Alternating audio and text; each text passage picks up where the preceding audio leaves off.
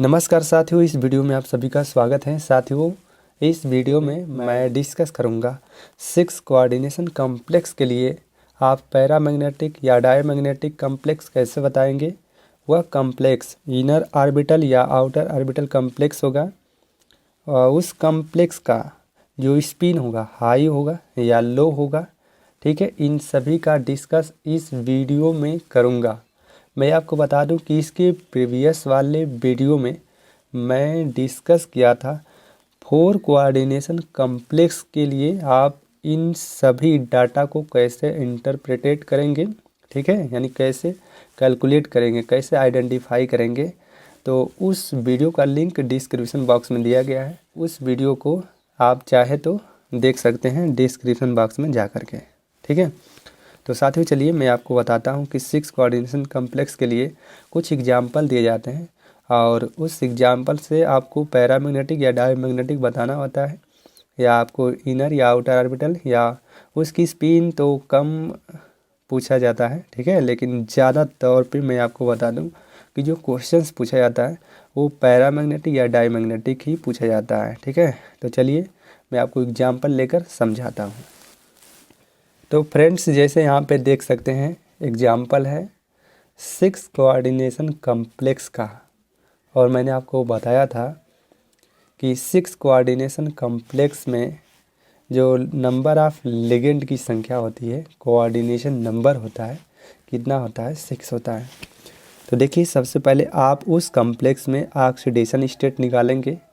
तो इस कॉम्प्लेक्स में जो कोबाल्ट है सेंट्रल एटम है, तो यहाँ पे इसका x मानेंगे प्लस NH3 का जो ऑक्सीडेशन स्टेट होता है 0 होता है, इसलिए 0 × 6 बराबर, देखिए पॉजिटिव चार्ज दिया गया है यहाँ पे, तो इक्वल के साइड लिखेंगे।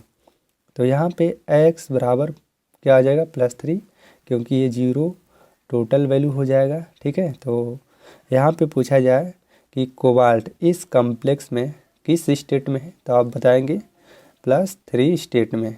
ठीक है, अब यहाँ पे देखिए जो सेंट्रल एटम है 3+ स्टेट में, उसका आप इलेक्ट्रॉनिक कॉन्फ़िगरेशन निकालेंगे। तो सामान्य में आर्गन 18 तक हो गया, और यहाँ पे देखिए 4s2 इधर लिखना चाहिए, लेकिन यहाँ पे 3 इलेक्ट्रॉन रिमूव हुआ है ना, अपना पार्टिसिपेट किया है अनदर एटम के साथ, या कह सकते हैं कि लूज किया है 3 इलेक्ट्रॉन्स।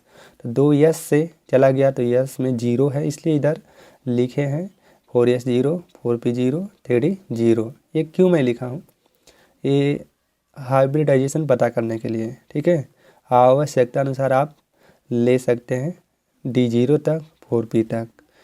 यहाँ पे देखिए उसके बाद यहाँ पे 3d 6 हो जाएगा, यानी 7 होना चाहिए, लेकिन एक इलेक्ट्रॉन यहाँ से भी जाएगा क्योंकि 3+ स्टेट में है। ठीक है, क्योंकि 18 2 20 1 26 हुआ, तो एक इलेक्ट्रॉन और भरेंगे तब ना 27 होगा।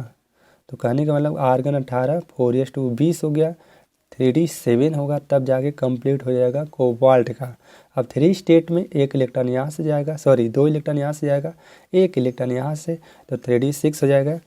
तो देखिए ग्राउंड स्टेट में 3d में आपको पता है d में 5 ऑर्बिटल होते हैं, तो 5 ऑर्बिटल्स में जो 6 इलेक्ट्रॉन है उसको अकॉर्डिंग टू हुंड के नियमानुसार आप फिल कर देंगे।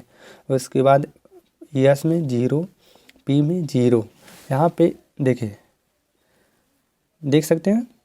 चलिए आगे यहाँ पे देखिए आपको नंबर ऑफ लिगेंड जो है 6 है, तो आपको 6 वैकेंट ऑर्बिटल चाहिए।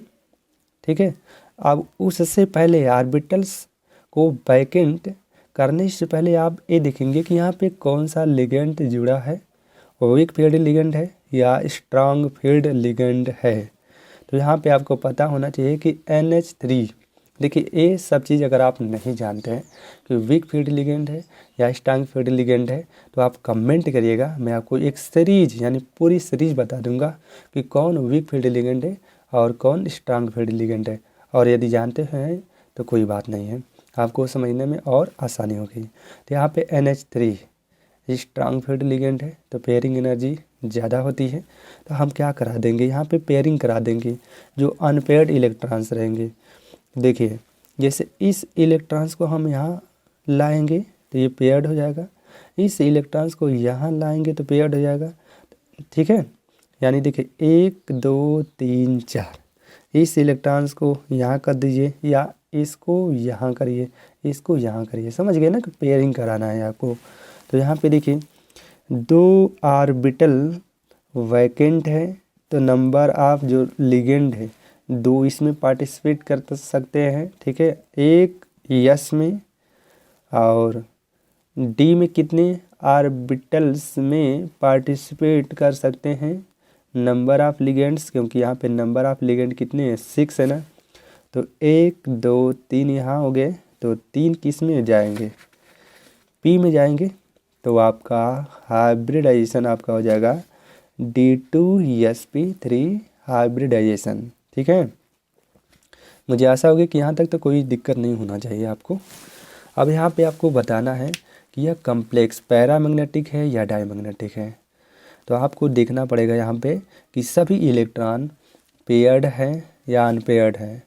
तो यहाँ पे देखिए सभी इलेक्ट्रॉन्स क्या है, पेयर्ड है, इसलिए दिस कम्प्लेक्स इज क्या होगा, डायमैग्नेटिक होगा। अब देखेंगे कि यह इनर ऑर्बिटल कम्प्लेक्स है या आउटर ऑर्बिटल कम्प्लेक्स है। इनर और आउटर का मतलब क्या होता है, जो हाइब्रिडाइजेशन में जो इनर ऑर्बिटल पार्टिसिपेट करते हैं तो इनर ऑर्बिटल कम्प्लेक्स, और हाइब्रिडाइजेशन बनने में यदि आउटर ऑर्बिटल्स, जैसे इसमें से पहले से इलेक्ट्रॉन थे, ठीक है, तो इसको हम पेयरिंग करा दिए हैं तो कुछ वैकेंट ऑर्बिटल मिले हैं, उसमें भी पार्टिसिपेट हुआ है नंबर ऑफ लिगेंड्स की मॉलिक्यूल्स, ठीक है, हाइब्रिडाइजेशन बनने में। तो यहाँ पे देखिए इनर पार्टिसिपेट किया है, आउटर नहीं गया है, यानी देखिए यहाँ पे 4D में नहीं गया है, 4D से पहले 3D में पार्टिसिपेट किया, इसलिए यह क्या हुआ, इनर ऑर्बिटल कम्प्लेक्स हुआ, ठीक है। अगली कंडीशंस, यह कम्प्लेक्स आप देखेंगे कि लो स्पिन का है या हाई स्पिन का। तो जब भी स्ट्रांग पेयर्ड लिगेंड जुड़ा रहेगा मेटल एटम से तो वह कॉम्प्लेक्स लो स्पिन शो करेगा, ठीक है। अगला एग्जाम्पल यहाँ पे जैसे COF6 नेगेटिव है, तो सभी एग्जाम्पल की तरह इस एग्जाम्पल में भी आप क्या करेंगे, ऑक्सीडेशन स्टेट निकालेंगे। तो यहाँ पे जो फ्लोराइड होता है -1 स्टेट में होता है, तो -6 हो जाएगा, इक्वल के राइट साइड ले जाएंगे तो प्लस हो जाएगा, प्लस में से 3 नेगेटिव घटा देंगे तो +3 बचेगा, ठीक है। और इसका इलेक्ट्रॉनिक विन्यास ठीक उसी प्रकार करेंगे। तो कोबाल्ट का 3+ स्टेट में है तो 3D6 हो जाएगा, 4S 0 हो जाएगा। अब यहाँ पे देखेंगे वैकेंट ऑर्बिटल प्राप्त करने से पहले या देखने से पहले या पहचानने से पहले आप ये देखेंगे कि लिगेंड कौन सा है, वो वीक है या स्ट्रांग। तो आपको मैं बता दूं कि जो फ्लोरीन होता है वो वीक लिगेंड पेयर्ड होता है, ठीक है, इसलिए जो इनर ऑर्बिटल होगा उस पर कोई इफेक्ट नहीं पड़ेगा, उसके इलेक्ट्रॉन्स को हम पेयरिंग नहीं कराएंगे, ठीक है। तो यहाँ पे इसको कोई इफेक्ट न पहुँचा करके इसके अगले ऑर्बिटल्स को हम देखेंगे। तो यहाँ पे देखिए एक यस ऑर्बिटल 3p, तो 4 हो गए, अभी 2 चाहिए ना, क्योंकि नंबर ऑफ लिगेंड कितने हैं यहाँ पे 6 है। तो यहाँ पे D2 में पार्टिसिपेट करेंगे तो आपका हाइब्रिडाइजेशन बनेगा sp3D2। इसके पहले वाले में D2sp3 बना था, ठीक है, वह इनर ऑर्बिटल कॉम्प्लेक्स था। तो यहाँ पे आप बता सकते हैं कि आउटर ऑर्बिटल कॉम्प्लेक्स है। अब सभी इलेक्ट्रॉन क्या है, पेयर्ड है या अनपेयर्ड है, आप बताइए। देखिए इसमें नंबर ऑफ अनपेयर्ड इलेक्ट्रॉन्स उपस्थित हैं, अयुग्मित इलेक्ट्रॉन है ना, सिंगल इलेक्ट्रॉन, तो यह complex, this complex is paramagnetic, okay. और this complex will be outer orbital complex and इनकी जो प्रॉपर्टीज होगी स्पिन की वो हाई स्पिन होगा, क्यों, क्योंकि ये जो फ्लोरीन है ना वीक पेयर्ड लिगेंड है। आगे देखिए जैसे यहाँ पे देखिए CONH3 का हेक्स या हेक्सा Cl2 है ना, हेक्सामिन कोबाल्ट सेकेंड क्लोराइड है, तो इसमें भी आप ऑक्सीडेशन स्टेट निकालेंगे। तो अमोनिया पे क्या होता है, 0 होता है ना, तो यहाँ पे Cl पे नेगेटिव होता है, तो राइट साइड ले जाएंगे तो +2 हो जाएगा, क्योंकि -1 × 2 बराबर -2 इक्वल के राइट साइड +2। तो कोबाल्ट पे 2+ आया था, 4s से इलेक्ट्रॉन रिमूव होगा, लूज करेगा, 3d7 हो जाएगा। 7 इलेक्ट्रॉन हुंड के नियमानुसार भर देंगे। अगले ऑर्बिटल्स में हम 0 इलेक्ट्रॉन ले सकते हैं, यानी 0 इलेक्ट्रॉन ले करके हम प्रदर्शित कर सकते हैं। समझ गए? तो यहाँ पे देखिए, यहाँ पे लिगेंड कैसा है आप बताइए। स्ट्रांग फील्ड लिगेंड है, तो ये जो इलेक्ट्रॉन्स होगा ना पेयरिंग करा देगा, तो यहाँ पे पेयर्ड हो गया। अब यहाँ पे देखिए एक इलेक्ट्रॉन यहाँ पे है ना, तो देखिए अब आपको यहाँ से देखेंगे कि इसको जंप कराया गया है इस 4d ऑर्बिटल्स में। क्यों?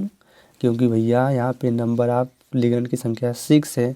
तो यदि आप फील करते हैं 1 2 3 4 5, तो एक किस में जाएगा? डी में जाएगा ना, अगर इसको ट्रांसफ़र नहीं करते हैं तो। 1 2 3 4 5 6 तो पॉसिबल तो नहीं होगा। कभी आप हाइब्रिडाइजेशन ऐसा सुने हैं क्या कि DsP3D? ऐसा नहीं होता है ना।